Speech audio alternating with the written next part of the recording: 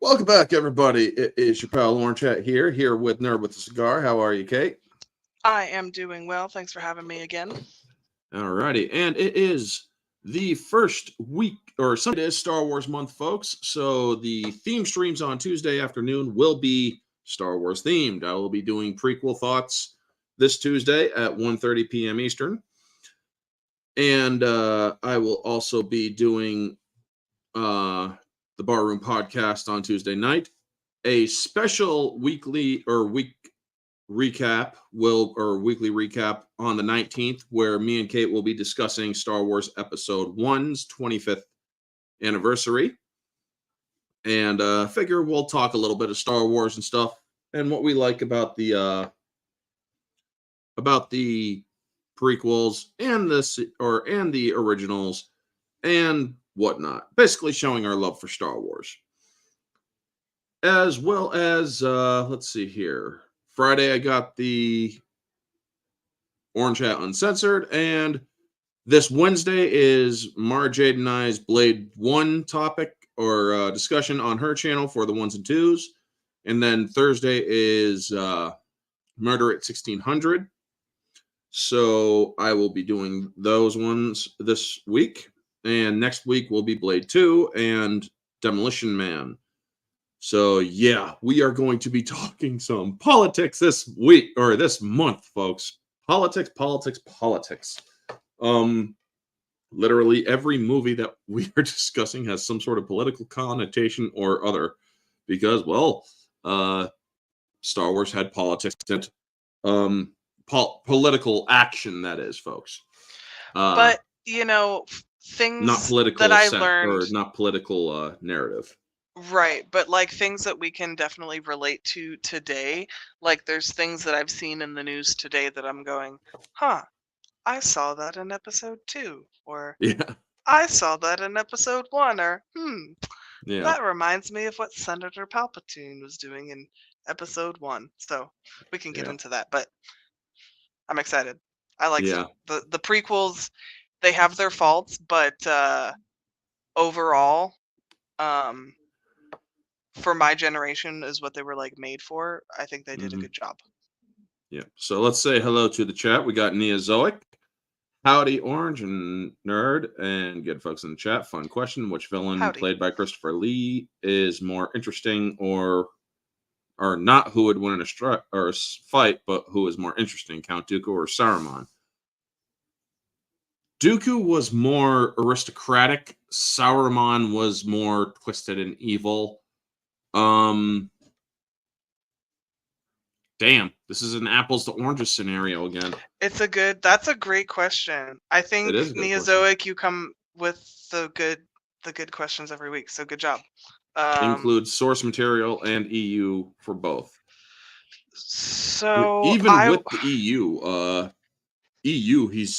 he actually tried turning Yoda and regretted it to the dark side. Actually, be discussing in my EU theme stream. Saruman, because he's Maiar, and he's older than Gandalf or Mithrandir or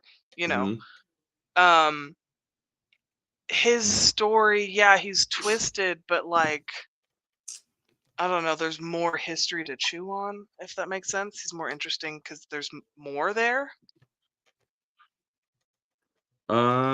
Yeah. I mean, there's definitely more there. And hello to Darth Zathra, Geek Archivist Pierced. Nice to see you. I can see parallels in Star Wars had, even with parallels when it comes to I love it. Yep, we got 9 people in the chat. Hello. Hello, chat. And Cayman Rider and whatnot. We got more people on YouTube right now than X. So that's actually saying something. Thank you so much, folks. That's cool. And hello to Cayman Rider. So getting into our first topic for the weekly recap. Let me pull up the banner. It seems that Daniel Radcliffe has responded when JK Rowling said she would not, or they could hold their breath if they were ever going to apologize. So this is our first topic. Kate, let me know if my camera stops. Just let me, or say it out loud. I'll holler at you. Yeah, I'll let you know. Yeah, he's gone. But yeah, Harry Potter star Daniel Radcliffe says JK Rowling's comments decrying transgender ideology make him really sad. Well, why don't you cry about it, Daniel? The thing is, she's not even decrying. Well, I'll let you get into it, but she's not even saying like trans people don't exist. All she was saying was women exist, unless she's changed her tune from the last time I popped in on this. But I mean, I'll let you yeah. proceed. So, in a recent interview with The Atlantic, Radcliffe briefly touched on an op ed he wrote in 2020 for the LGBT prevention suicide group or suicide prevention group, um, the Trevor Project, I like the way you wherein, said it yeah, the first time. yeah, I know, prevention suicide, um, wherein the actor decried the Harry Potter author's social media comments about transgender. I worked with the Trevor Project for 12 years, and it would have seemed like, I don't know, immense cowardice for me not to say something. Radcliffe told the outlet, I wanted to try to help people that had been negatively affected by the comments. Or he went on, and to say that is, if those are Joe's views, then they are not the views of everybody associated with the Potter franchise. They don't have to be. Specifically addressing Rowling's stance on transgender ideology, Radcliffe then added, it makes me really sad ultimately because I look at the person that I met, the times the times that we met, and the books that she wrote, and the world that she created. And all of that is to me deeply emphatic. He would then declare, there's a version of Are These Kids Ungrateful Brats that people have always wanted to write, and they were finally able to. So good for them, I guess. Further adding, Rowling, obviously, Harry Potter would not have happened without her. So nothing in my life would probably have happened the way it was or the way it is without that person. Now, that is some key way of speaking, folks, because he's actually depersonalizing her. He's actually dehumanizing her by refusing to say her name. But that doesn't mean that you owe things you truly believe to someone else for your entire life. No, you don't. Nobody ever said that you owe your entire life to her, but you should be thankful that you had, or if it wasn't for her, you wouldn't have the life you have right now. And she never came out, correct me if I'm wrong, but she never came out and said that the actors from the movies had to decry her same ideology or beliefs. She No, was just blacklisted because she was saying like, hey, trans women are different than women. trans women And aren't women, is what she said. Basically, she said they're right, men, she was like, and you she was don't stating a understand. fact. Right, and like, I have trans friends, and I'm not trying to like belittle them or belittle their experience or anything, but like, there's certain things that are a woman and a female experience that don't that you'll never understand because you're not the same thing as I am. You know what I mean? Like, and that shouldn't be like, oh my god, I can't believe she said that. You know what I mean? Hmm. And a few weeks back, Rowling has stated that she will not forgive stars Daniel Radcliffe and Emma Watson for openly supporting transgender ideology, further declaring that they should also apologize to detransitioners after reports concludes the UK lacks research to help transition gender questioning children. Maybe if parents actually stepped up and became parents when these kids are confused and had the parents guide them and say it is or it may be confusing, but you are a girl. You are a boy. Well, and You were also with made that way. right, and also with the detransitioners, the statistics are that like trans women, if they had left the boys alone and didn't transition them, they'd turn out to be gay men. So I always wondered how this would turn out in the LGBT, plus community, because T is part of the community, but if we left those little kids alone, the boys would just end up being gay men instead of trans women. You know what I mean? And now they've like ruined their entire bodies. Sorry, I didn't mean to get off track of just going like full trans. No, It's it's like all right. Harry Potter specific, but with this whole Harry Potter thing, I think they turned on JK Rowling, and now it's become a beef, and it's kind of hilarious to watch. You know what I mean? It very much is. But yeah, continuing on, the 400-page report conducted by pediatric disability consultant Dr. Hilary Cass found that medical interventions in the gender medicine field lacked both the research and the evidence to treat gender questioning youth. Among some key findings, Dr. Cass concluded that I'm not saying that word, are unable to determine with any certainty that children and young people will go on to have enduring trans identity, noting that for most young people, a medical pathway will be the best way to manage their gender-related distress. There is no simple explanation for the increase in numbers of predominantly young people and young adults who have a trans or gender-diverse identity, the report found, agreeing that this phenomena is a result of a complex interplay between biological, psychological, and social factors. Well, it became a huge fad in the 2010s, folks. Transgenderism has existed for many, many years, but it became a huge fad in the 2010s. 10 to 15 years, yeah. And especially the complete insanity of non-binaryism, where I'm sorry, I will not enable a person who believes that they are not human or not male or female. I'm sorry, I just will not accommodate you. If you think that you are nothing, or if you think that you are something else other than male or female, then I'm sorry, but you need therapy. So Dr. Cass also argues that the rationale for early puberty suppression remains unclear, with weak evidence regarding the impact on gender dysphoria, mental or psychosocial health, further concluding the effect on cognitive and psychosexual development remains unknown. So this just keeps on going over more and more of the stuff that she goes through. But essentially, Daniel Radcliffe came out and said, you know what, it's pretty sad that she is saying all these hurtful things, and it's really should, or I can't in good conscience agree with what she's saying. And that's a wonderful thing, Daniel Radcliffe. Nobody is saying that you have to believe what she believes.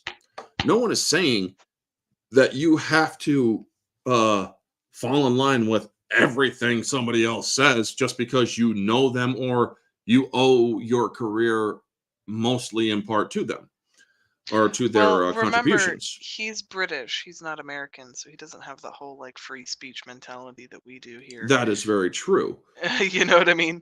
So especially when it comes to when he first learned about Tom Brady wearing a MAGA hat, he basically flipped the fuck out with that, and it's like, take that hat or take that MAGA hat off. It's like, dude, we have unfortunately, you tyrants don't have the same freedom of expression as we do.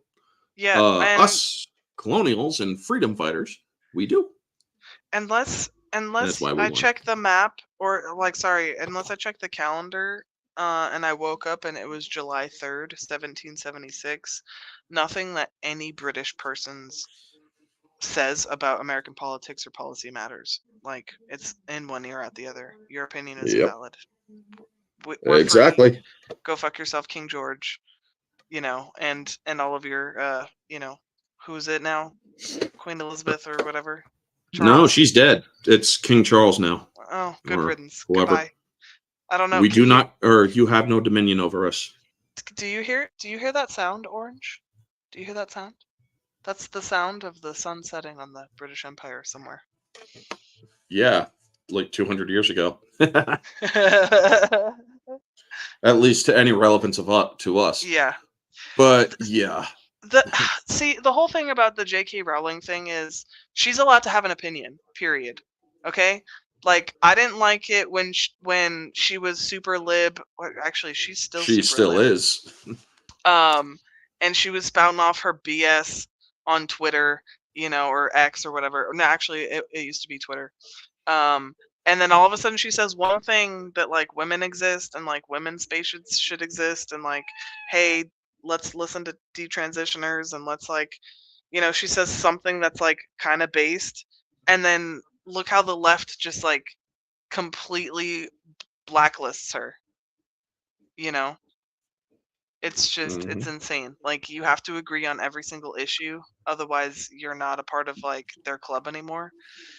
Whatever, Daniel. Like, you can be sad about her not forgiving you, and it's just petty. It's funny at this point. It's just like, it's like watching C-SPAN. You're like, haha, let's just watch these people fight. It's hilarious.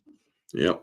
And again, as she just said, or as Kate just said, I only agree with JK Rowling on the transgender ideology thing. The one issue. Yeah. Yeah. Because otherwise, yeah, she is a raging loony leftist. She has said a bunch of other stuff that I really don't agree with. But moving on to our next topic, which is Chris Hemsworth. Apparently he regrets making Thor a parody of himself. So yeah, we got this from Bounding into Comics. Marvel star Chris Hemsworth admits to poor performance in Thor: Blood and Blunder. I got caught up in the improv and the wackiness, and I became a parody of myself. Dude, you didn't just become a parody of yourself. You made me want to drink alcohol. At least A, he's self-aware, and B, I wonder, did he have that much creative direction? It was Taika Waititi, of course he didn't. But it's also Marvel, because we've heard from a lot of other movies that these directors come in, they're totally locked in with whatever Kevin Feige's vision is. They're not allowed to direct how normal like direction goes in every other movie that's ever made, because Marvel's just a factory.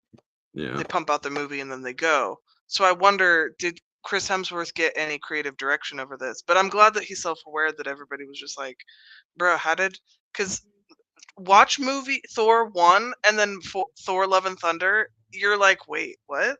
Like, you'd be so confused. If you didn't watch anything in between and you had no idea what was going on in between, and you watched the first one and the fourth one, you'd be lost. Mm-hmm. You'd be like, this is not the same character. Yeah, let's get into this. In an animated or an admittedly shocking show of humility out of not just an industry, but a franchise that has become notorious for reusing any and all criticisms or refusing any and all criticisms, Chris Hemsworth has admitted that he missed the mark when it came to his over-the-top, wacky performance as the titular Avenger in Thor: Love and Thunder.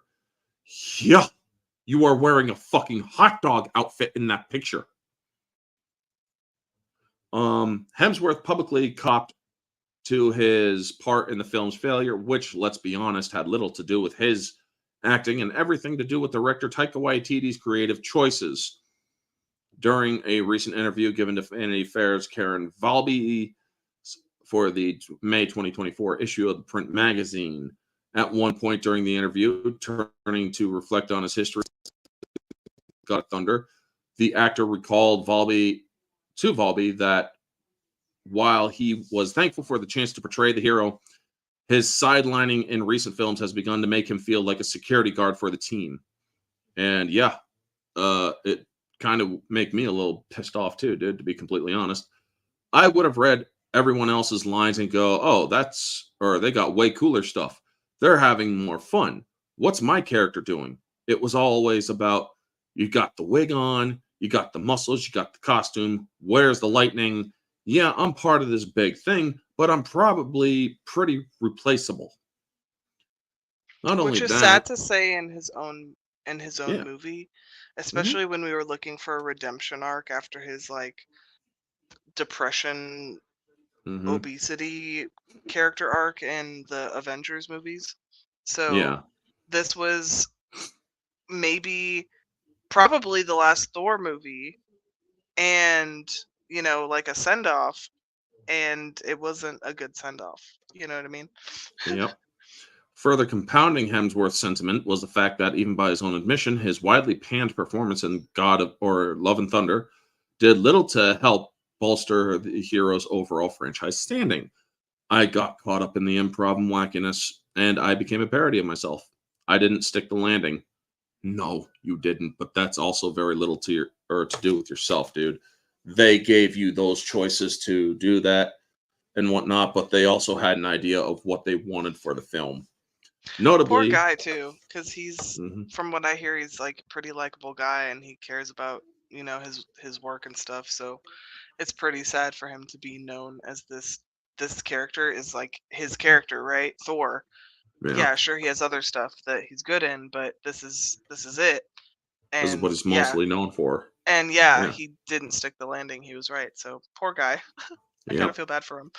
Notably, this isn't the first time the Australian actor has recognized a tonally bizarre disaster, his most recent MCU adventure. Speaking on the topic of Love and Thunder's poor quality during a June 2023 issue with the British edition of GQ, he asserted, "I cringe and laugh equally at it. I think we just had too much fun and it just became too silly. It's always hard being in the center of it and having a real perspective or any real perspective. I love the process. It's always a ride, but you just don't know how people are going to respond. Considering you made or they made your character a basic bitch and the movie was pushing transgender ideology about kids with oh, that's not my name. My name is this. And you got to respond to me. Otherwise, I'm not going to help you save the fucking universe. It's like, dude, you want your fucking name or you don't want to be dead named and you're not going to respond to the character who's literally trying to save your dumb ass all because he got your name wrong? Fuck you. Go and die. That's what I would have said. Right. Like, oh, sorry, I saved your life, but I got your name wrong. What? Like, okay, you're welcome for being alive. But not only that, I think I've said this before in other panels, maybe on yours as well, but like bad writing will pull down good acting and good writing will hold up bad acting. We have Natalie Portman, an Academy Award winning actress, and I'm not saying Chris Hemsworth is like an amazing actor, but he's definitely improved if you've watched his career over time as an actor. You've got Christian Bale. Doesn't he have an Oscar as well? I don't watch the Oscars. I believe so. Or I nominations think at least. something. You would say if if I asked you like if he's a good actor or accredited, you would probably say yeah, he's a good actor, right? Like just from his method and the different things you've seen him in. Like Christian Bale has props, Natalie Portman has props. People like Chris Hemsworth, he's done a great job. This movie pulled down their acting. It seems like the only person who actually like took their scene seriously was Christian Bale. He was in a different movie than everybody else. The tone was totally different.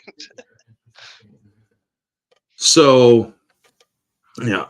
And despite his admission of loving less than impressive quality, Hemsworth would admit that he is still opening to returning as the Golden Avenger, albeit with one condition. Marvel has to do something new with the character. I love the experience. I love the fact that I've been able to do fairly different throughout the process. Thor 1 and 2 were their own thing. 3 and 4 were a very different feel. And then even Avengers, Lebowski, Thor, the Infinity War, due to different directors. And I think mostly my own need to do something different.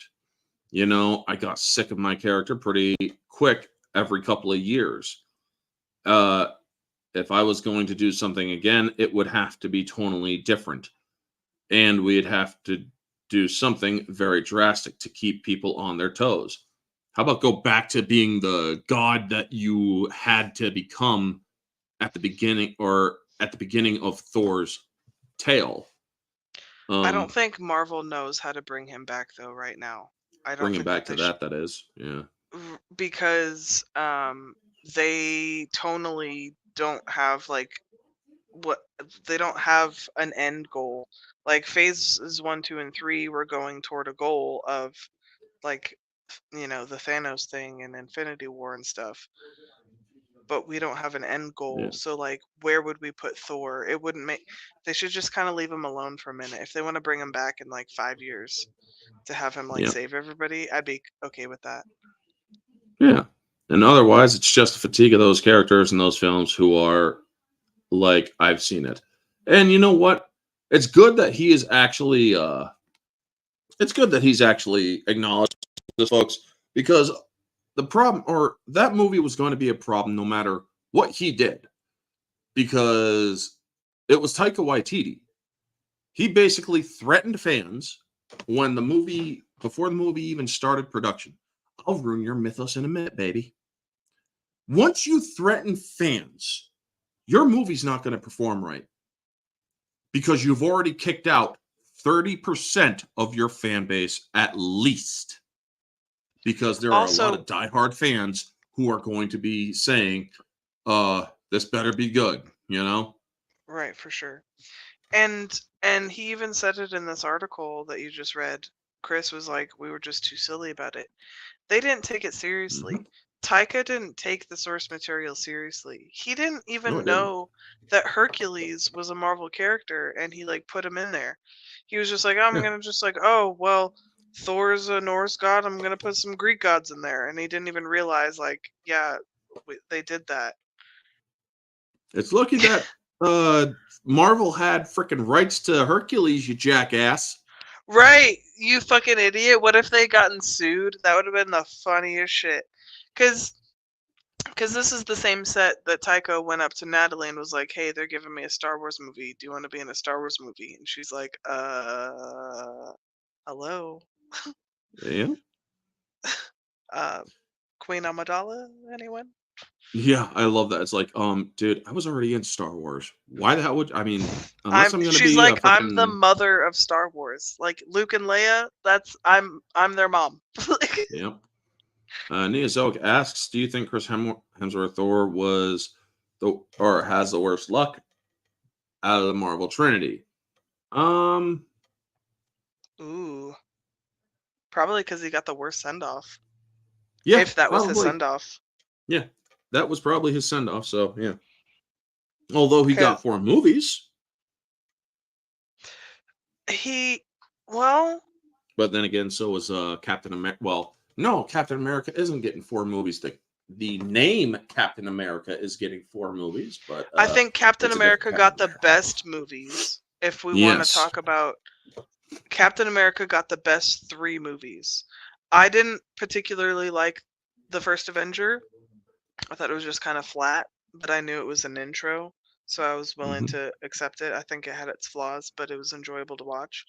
But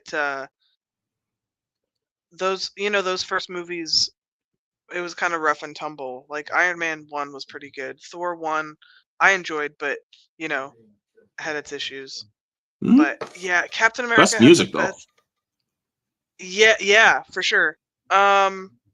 Yeah, I do think that's a great question, and I do think Chris Hemsworth got the worst deal. However, he might get a good deal because he got some really good money for his family. He seems like he's a pretty happy guy with, like he could just not act forever and he'd probably be okay. So he's gonna act as long as he can because he's got a degenerative brain disease. I thought he had the chromosome that may lead to the degenerative brain disease. He got it from both parents. Okay. So he's on borrowed time. So that's probably why if he goes back to Thor, it's going to have to be really good. And different. It's going to have to be worth his time. Because he's probably like, I want to spend as much time with... Because his kids are young, yeah? Yep. By the way, Kamen Rider, we discussed that last week. So... go check out the video. Yep. Check that one out after this one.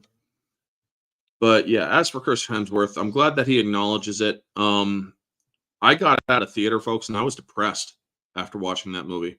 The only good thing that I thought was in it was Christian Bale's performance. I mean, he really brought a horror quality to that movie, and I thought it was very good. Right? They could have gone dark like Thor. I would have really enjoyed them going dark again, especially after I enjoyed Thor 3.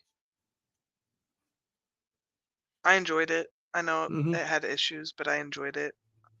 I'm But not going to say that you can't. If they went back dark though, I would have been very happy because that's the Thor I like. That's the Thor I'm like I got into. One of the reasons why I didn't like it was because they took the strongest version of Hulk and made him a fucking joke. It's like you took World War Hulk and you turned him into a fucking joke. This dude brought Earth to its knees. Gladiator Hulk or World War Hulk. He brought Earth to its knees. House or getting up to freaking stop this Hulk. Fucking Century, folks, which is Marvel's version of Superman, which is bullshit. Look at Hyperion, basic carbon copy of Superman. But Marvel can do that kind of shit and throw that kind of shit around because DC hasn't gotten its shit together with its movies yet. Especially, I have no. Wow, sorry, I'm about to derail this conversation, but especially now that they've hired James Gunn to oversee DC. Yeah, we're like, I'm sorry, for comics, I'm DC over Marvel every day. But as far as like movies goes, Marvel's got their shit together way better. Oh yeah. It's really sad to see because if Justice League and Avengers met in a fight, the trio from the Justice League would wipe out the Avengers in a second. But I digress. Yeah.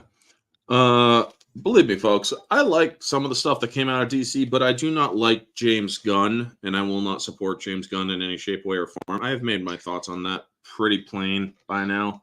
All he's gonna do is gonna make an empty shell of a movie. He's gonna make it silly and stupid, which is not the tone of DC. We've seen that from toss a little kid love in there too.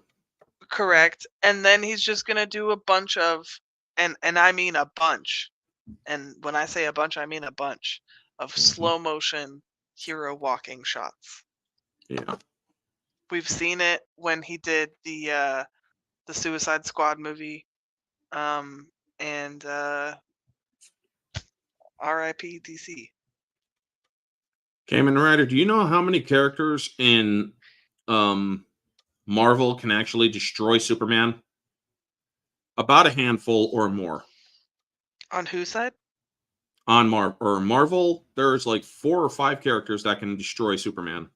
And most of them are on Earth. In the Avengers? No, in Marvel, period. Sentry is one that could stand against him.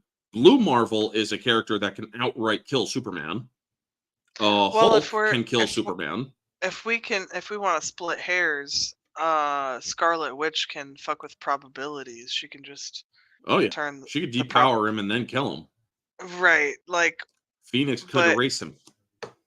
But also, like, Wonder Woman could call up Apollo and be like, "Yo, burn the sun red for a day," and then boom, beat him up.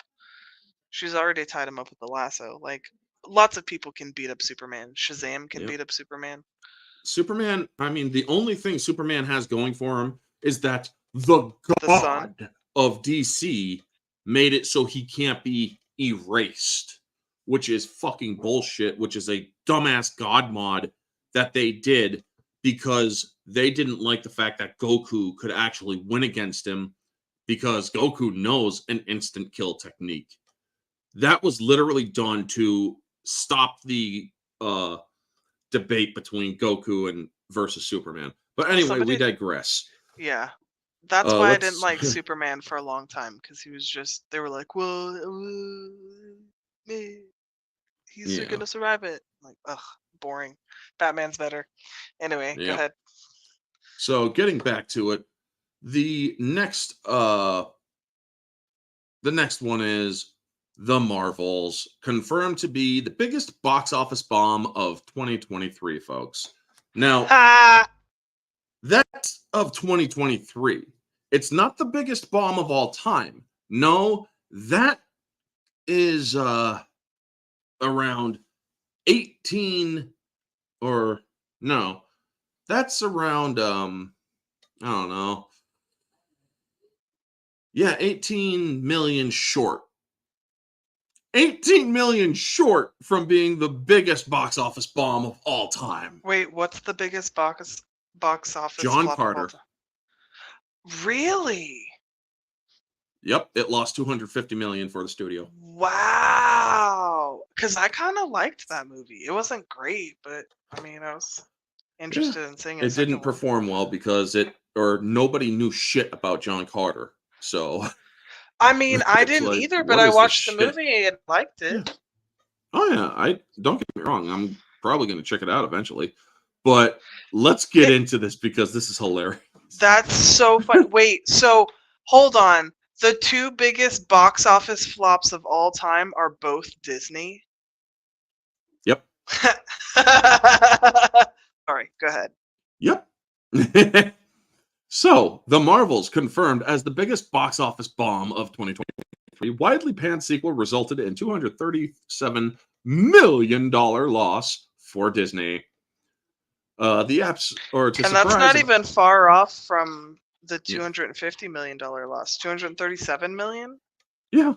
255 million was John Carter. So, to the surprise of absolutely no one, to save the most diehard and delusional of the franchise's dwindling fan base, the MCU's most recent entry, The Marvels, has been revealed to have not only been the worst performing film of 2023, but also more than $200 million sinkhole US dollars, that is, for the already financially embattered Disney. This confirmation of Marvel's sequel crash landing was provided by Deadline's Anthony Alessandro as part of their most valuable blockbuster tournament. Valuable? Yikes. An annual feature wherein the outlet compares the financial results of the previous year's cinematic releases as relayed to them by seasoned trusted sources to see which film was the best performing among audiences. How did this make the list? See, this is where you cut to the interview with Brie Larson where she's like, I don't know. Do they want me back? I don't know. Does anybody want me to be Captain Marvel anymore? It's like, no, look at the box office, bro. No, we don't. Yeah. Sadly for Disney, it's confirmation of just how far their quality has fallen. Of the 15 films released by the House of Mouse and its subsidiaries, Ant-Man and the Wasp, Quantumania, Chevalier, Guardians of the Galaxy 3, Little Mermaid, The Boogeyman, Elemental, Indiana Jones, The Dial of Destiny. Yeah, that one that doesn't exist. Theater Camp, Haunted Mansion, Haunting in Venice, The Creator, The Marvels, Next Goal Wins, Wish, Poor Things. Though they all released in the indie film All of Us Strangers, was only given a limited theatrical screening in just 4 theaters. Fucking 4 theaters? And thus is not being formally counted in the analysis. Only one of them managed to place in the tournament's top 10, with the third and final outing for James Gunn's takeover on Marvel's Band of Space Heroes / Bounty Hunters. Yeah. Coming in as 9th most profitable film of the year. I like how Disney bought up all of these subsidiaries so that they could be like in charge of like, Lucasfilms and then, Fox and like, all of these other, you know what I mean? And then all of them, every single one of them, they all flop. Like, I like to relish on the irony of that. You know what I mean? Yep. And so, meanwhile, for 4 of the above releases ended up placing in the tournament's bottom 5, with Haunted Mansion, Wish, or Indiana Jones, Warner Brothers Discovery, The Flash, and Marvel's walking away from the competition as the worst performing films of the year. Oh my God, folks. Per deadline, or to this end, while previous box office reports have confirmed that The Marvels was an absolute disaster for the studio, its theatrical run was the lowest performing of the entire franchise. It was not until Deadline spoke of the aforementioned sources that the true extent of the film's failure was truly known. Per Deadline, The Marvels pulled in a total of $218 in revenue, with roughly 88 million of this pull coming from its theatrical ticket sales. A total reached after subtracting ticket fees from its $206.1 million worldwide gross, 40 million from its home video sales, 90 million from the various streaming releases. However, in light of its expenses around $455 million, 270 from reported production costs, 110 million from print and advertising spending, 21 million from residuals and other distribution expenses, 54 million from interest and overhead. The film ultimately cost the studio a net total of 237 million. Yikes. So, as for other Disney films from Deadline's bottom five, we're not going to get over, or suffice to say, unless a significant creative reboot is undertaken throughout all of Disney Studios, the House of Mouse is unlikely to pull themselves out of the significant monetary hole anytime soon. Unfortunately, even the recent rumors that Marvel's upcoming X-Men reboot will focus on the team's female members and their Fantastic Four outing will gender swap Silver Surfer, it looks like Disney is doing or is going to be on a financial back foot for the foreseeable future. Disney's next release, Deadpool and Wolverine, is on track to portal its way into theaters on July 26th. That movie, at least, is going to pull in some dough. I will admit that right now, folks. That movie is going to pull in some dough. It is actually interesting to see and whatnot. So, yes. Who is suffering the most, Disney or Warner Bros? Disney is suffering more than people want to admit, Neozoic, because Disney is so far in the red that it's hard to imagine them ever getting out of it. They still haven't made their money back from their purchase of Star Wars. Just to let you know. And that was like 10 plus years ago? Mm-hmm. Wait, it's close to 15 now, isn't it? Pretty much. I think it was 2012. So it's 12 years ago. Warner Brothers was suffering quite a bit. But yeah, all of Warner Brothers shit was out in the open. I feel like Disney's stock is probably worth half of what it's showing to be worth. I think they're lying to their shareholders. Because their parks aren't making money, their movies aren't making money. Okay. Yeah. What's making money? Nothing really. Okay. 2014. Okay, so 10 years. Okay. So yeah, 10 years later, and they suck at it. You finally saw Godzilla Kong? That's good, man. Why do people keep calling it Godzilla versus Kong too? But anyway, it was good. Okay, good, man. Good on it. I can't wait for it to hit the second time digital. they had like a matchup, I guess. Yeah, it's the second time they fought again. It's like, yeah. But yeah, gotta say, that's gotta hurt. Because but they're not backing down on the trajectory that got them in this hole. So that's what's funny is like Bob Iger isn't learning. Yeah. Like they didn't learn, and then they fired all of their freaking talent, like their Pixar talent. I forget Lesnar. I forget what his name was, but basically the guy that made all of like the Pixar movies that were freaking phenomenal that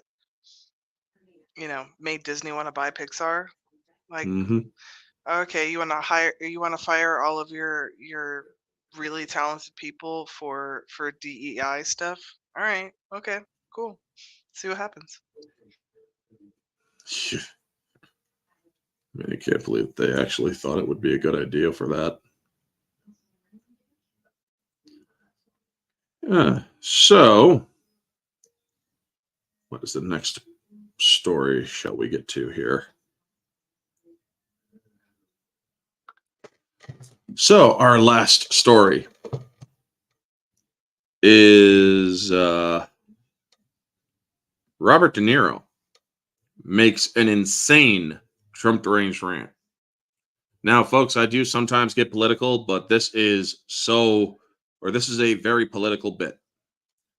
So, yeah. There are words on here that I cannot say because it will kill the algorithm for me. But De Niro compares Trump to 1940s German party leader, that guy. It's almost like he wants to do the most horrible things he can think of.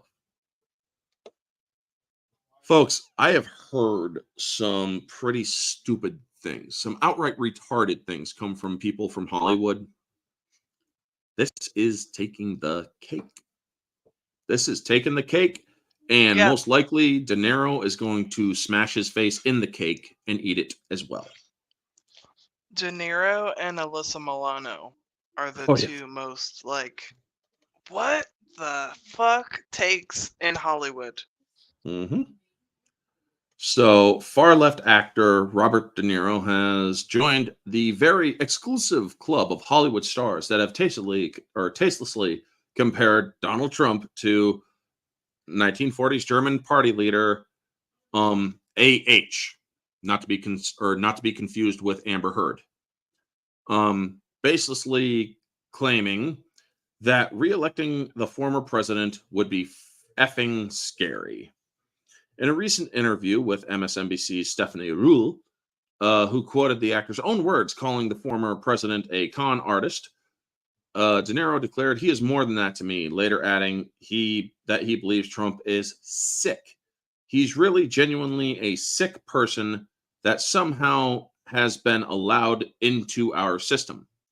Oh, so his TDS is like next level.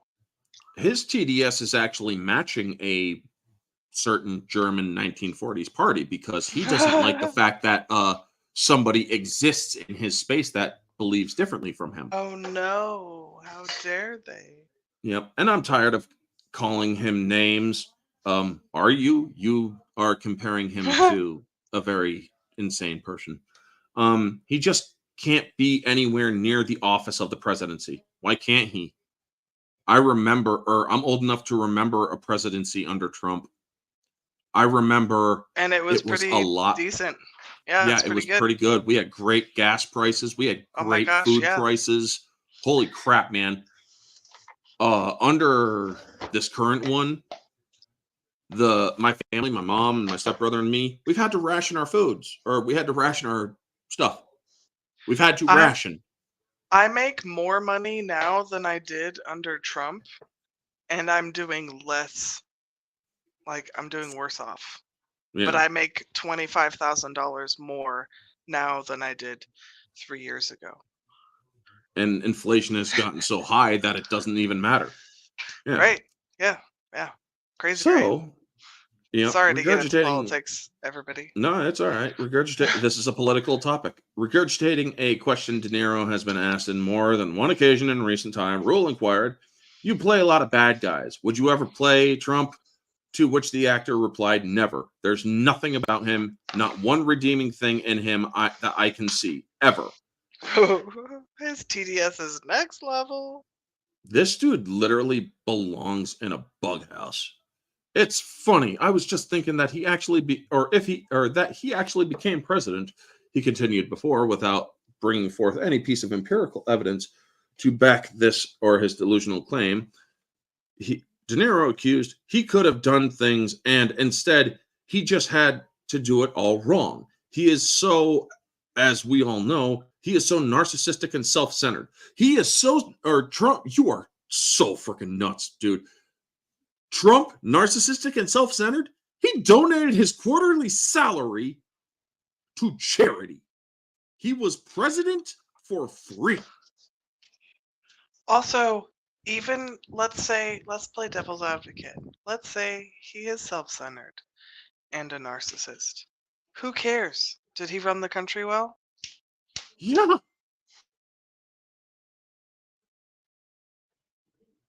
That's I mean, it. it's That's all I absolutely got. nuts. Like, who cares? Yep.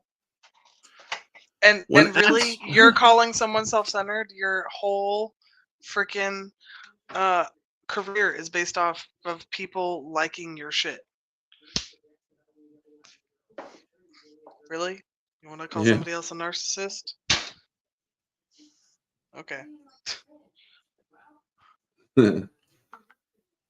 But when asked what his message to registered voters who don't like Trump but will choose to vote for him in the upcoming president election, De Niro declared, "I don't understand it. I don't think they understand how dangerous it will be if he ever, God forbid, becomes president. I don't think they really understand.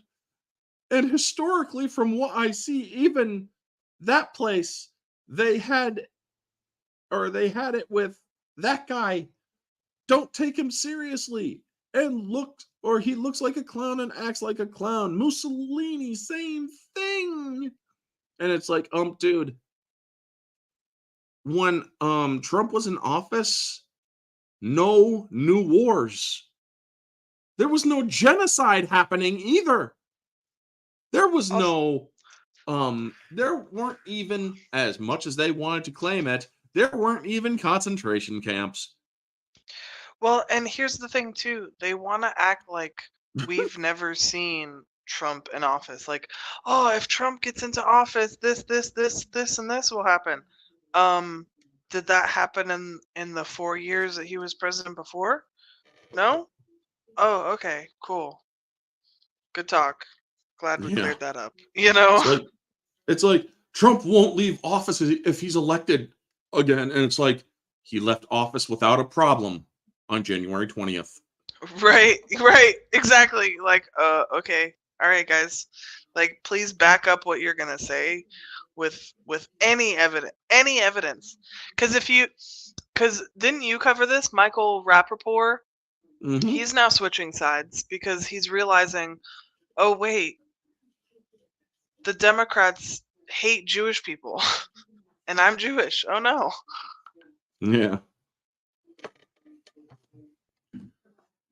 So De Niro, who moments earlier said he was tired of calling Trump names, proceeds to call the former president a clown, adding, "These guys, I don't know why they look like clowns to some people. The element of society identifies in some ways with him, but it would be chaos beyond our imagination." I don't remember that under Trump. There's no mystery about Trump. He's right out front. Yeah, he leads from the front, and that's awesome. And what he says is what it'll be if he becomes president. Trump has said a lot of things and done a lot of things. I focused on his actions more than his words because, well, sometimes he does say some stupid stuff, I will admit, but it was his actions that mattered, not his words. He further yapped before he said that the country's democracy will be at risk if Trump won the election. You mean the democratic process of a vote that we have? Because US isn't a democracy. I love We're a how constitutional people republic. are like, oh no, democracy will be at risk if people use their democratic ability to vote in this republic. Like, what? Mm-hmm.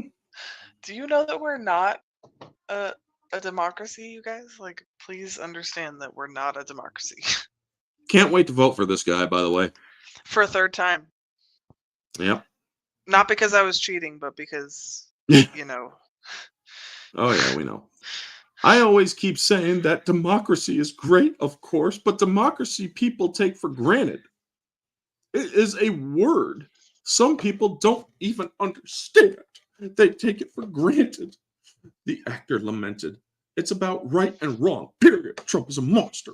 He is beyond wrong. You have to admit he's a really good actor. Mm-hmm. But yeah, yet again, he would proceed to baselessly accuse. It's almost like he wants to do the most horrible things he could think of in order to get a rise out of us. I don't know what it is, but he's been doing it, and he's doing it, and it's so effing scary. It's like, dude, all he needs to do is sneeze, and you have a nightmare about him. He lives that rent-free in your head. He kept rambling. De Niro also said, or as he kept it rambling, he also said that he started to see similarities between an eventual Trump presidency and that place, recounting when people from Eastern Europe and Jews arrived in the U.S. that escaped during World War II. The actor said, when I was a kid, they would say, you don't really appreciate this country. You don't really. We know from experience. Imagine what those people went through. I'm just starting to see it. As a kid, I said, that man is a nightmare and that would never happen, but now I see that it's possible. Before he went on to declare that re-electing Joe Biden is the only choice America has. You mean this guy that's sleeping at a very important event?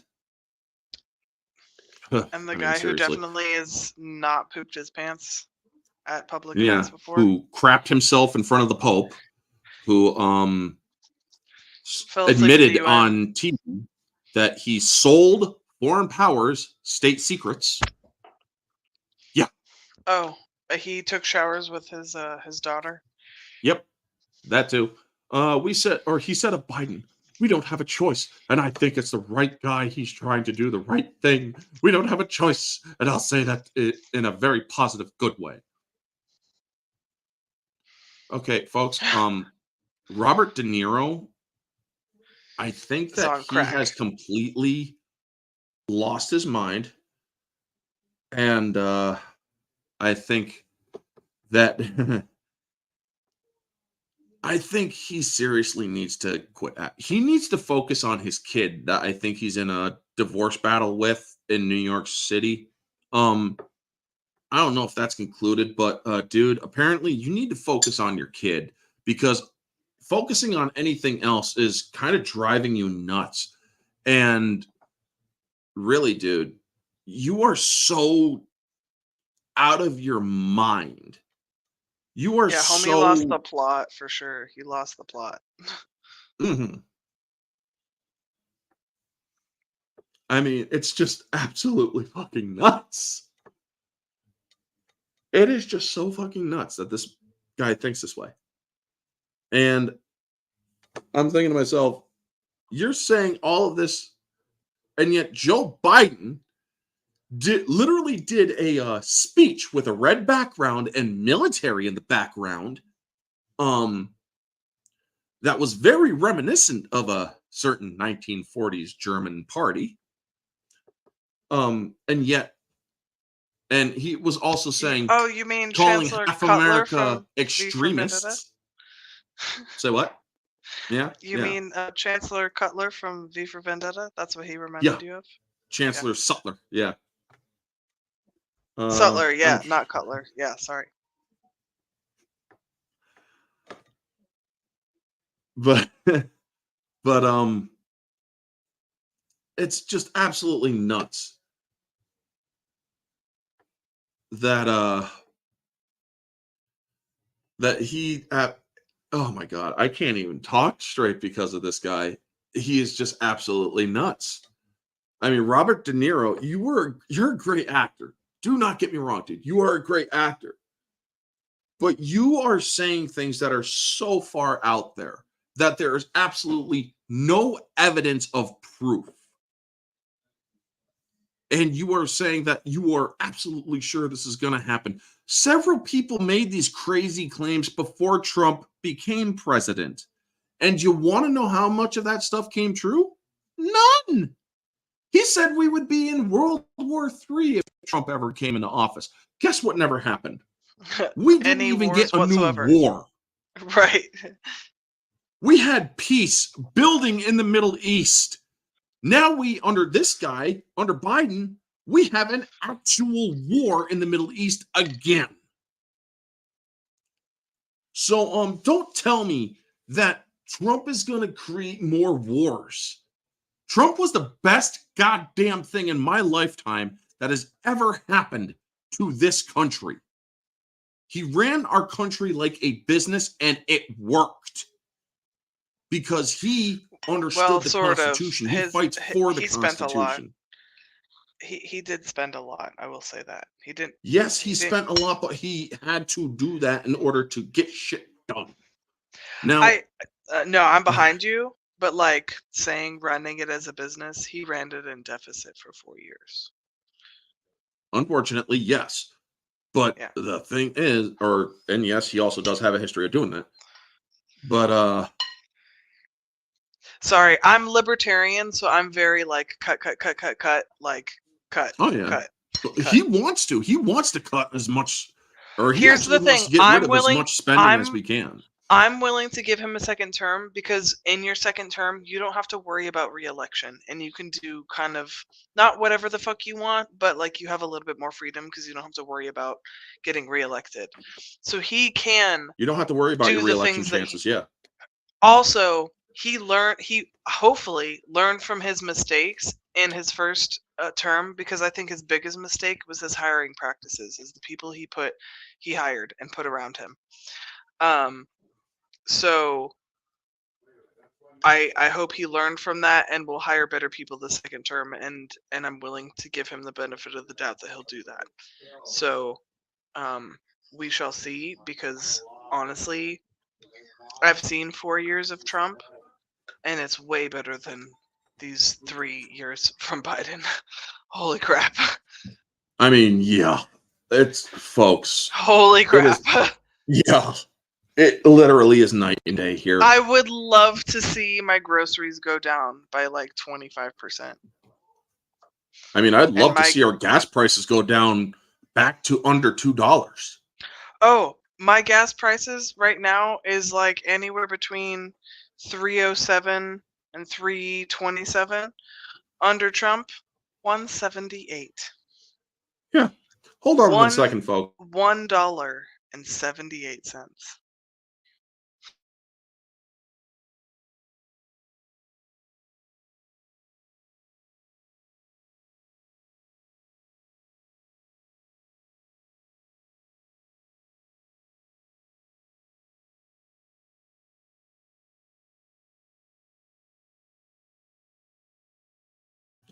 Yeah, gas prices in our area, $3.84. When we had Trump in office, it was $1.80 something. $3.84? Oh, you're in Upper New York, aren't you? Upstate New York, yeah. Ugh, yeah, okay. You got them East Coast prices. Mm-hmm. And God, man. It just boggles me that this idiot is so deranged. And yes, he is an idiot, folks. Robert De Niro is a fucking idiot.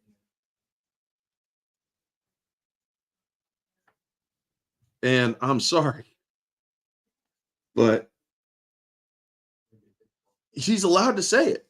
He's allowed to say it. It is part of our Constitution that this man is allowed to say what he feels. And as much as he is a freaking idiot, he's allowed to. And I gotta say, he's allowed to say dumb shit, and we're allowed to make fun of him for it. Yep, we're allowed to make fun of him for it. Exactly. But yeah. Anyway, moving on to our last topic, which is unfortunately on a sadder note. We lost a brilliant actor recently, folks. Bernard Hill from Lord of the Rings, Ghost in the Darkness, and Titanic. He passed away today, or at least the news dropped today that he passed away at 79 years old. So, Theoden King, man, may you ride or may you go before your forefathers and not feel ashamed. That man was a good actor. We don't have an article to put up here, folks, but that man was a good actor. Hail Theoden King. Yep. And the doctor, or he was the doctor from Ghost in the Darkness. I love that movie. We should discuss it sometime, or I want to discuss it sometime. Maybe probably do it with the singles with Mara next month or something. I don't know. And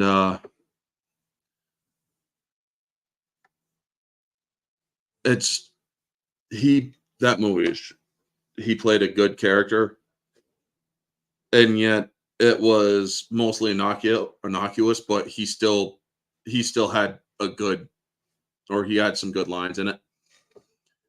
And I love his interaction with Michael Douglas. When Michael Douglas walks into his hospital, he walks in, he's like, okay. First thing I'm going to propose is a new hospital because it smelled so bad in there. And then the next I saw him in Titanic, where he played the captain. And one of the lines that I remember the most is, "It looks like you have your headlines, Mr. Ismay," where they heard that the Titanic is going to sink. And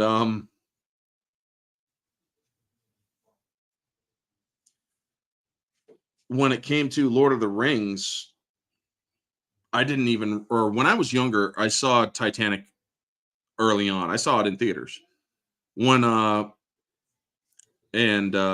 I saw, or I didn't even recognize the actor. I didn't see Ghost in the Darkness until later on in life, when I was in my 20s, I do believe. But I loved it. But when I saw this movie, or Titanic, and then I saw Lord of the Rings, where he was Theoden King, I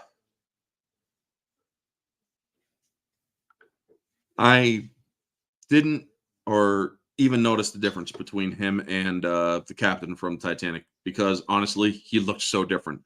You had the one that was completely white bearded compared to the graying blonde that he was in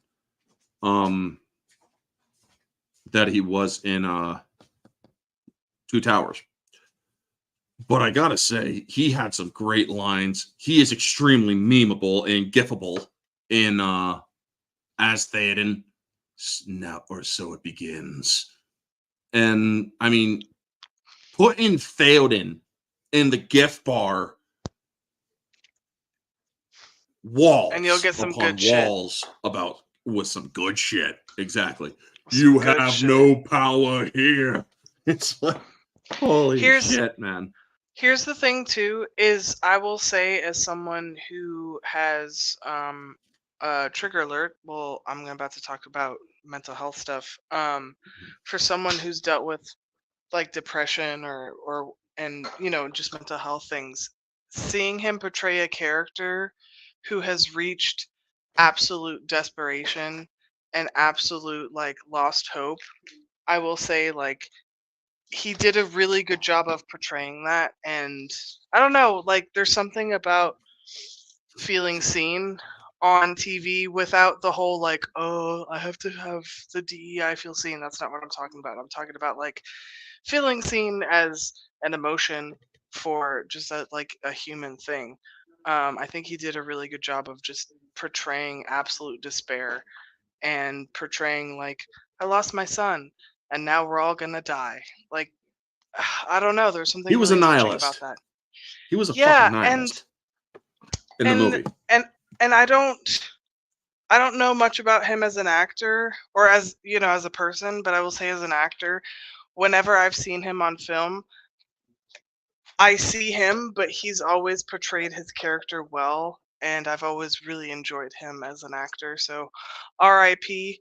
and hope to see you on the other side, bud. And very amazing actor. And yeah, like, just to copy what you said, like, I didn't even see him. I just thought he was like the captain, you know? Mm-hmm.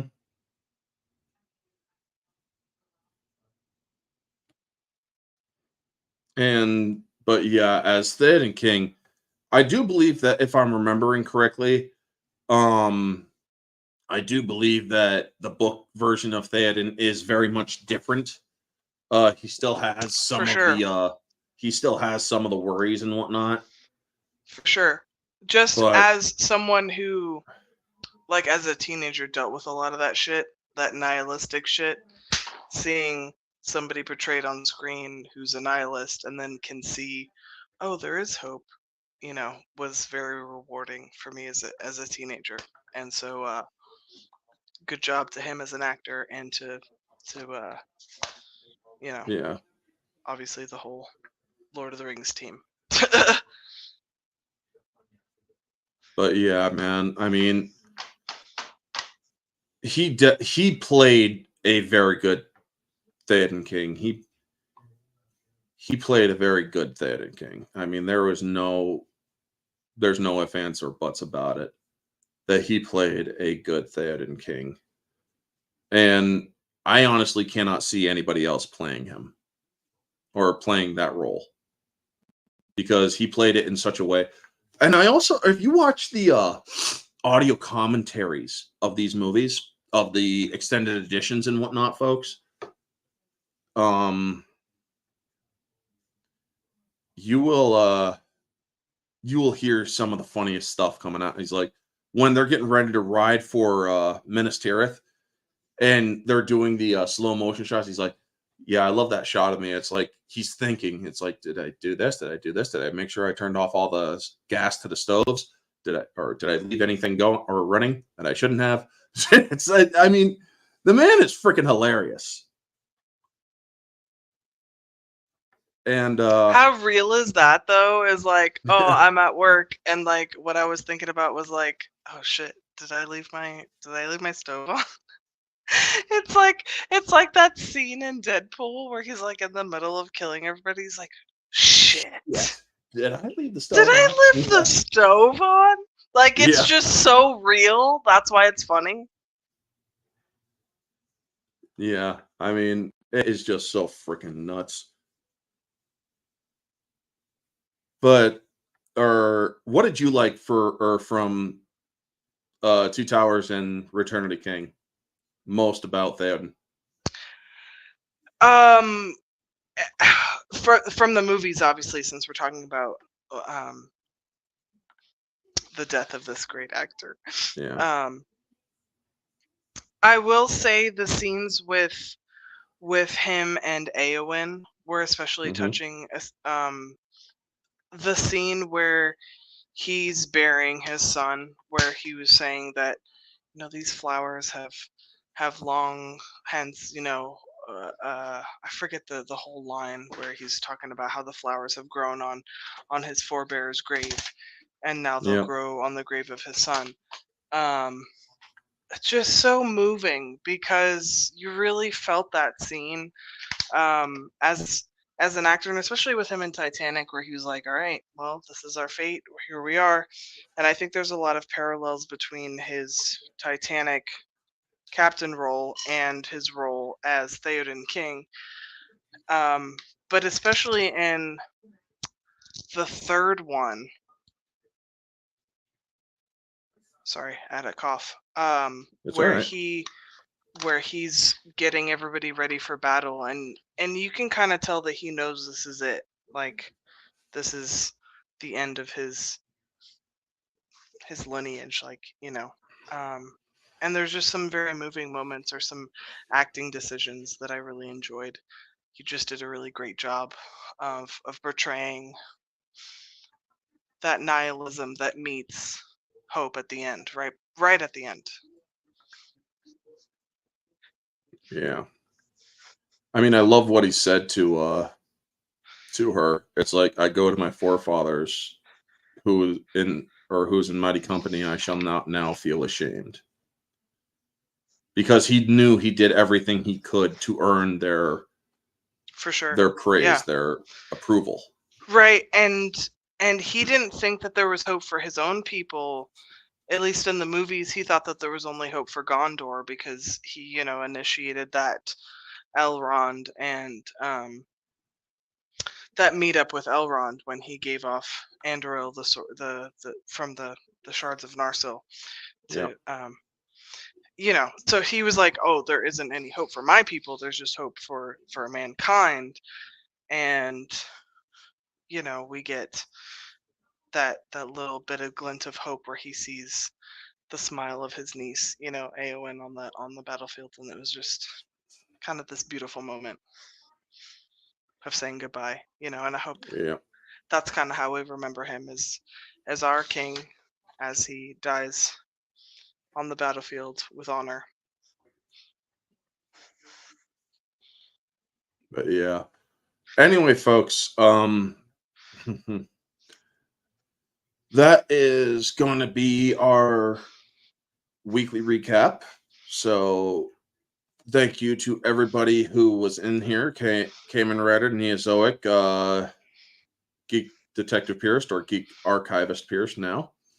Christopher Freights, Darth Zathra, Mama Scoom. And great questions, Neozoic. Those were good. Yes. Good questions tonight. Bob Dobbs. Who else? Mama Skooma, rather. But yep, thank you to everybody who joined in tonight. You all are freaking awesome. Thank you to everybody who watched on X. And make again the oh,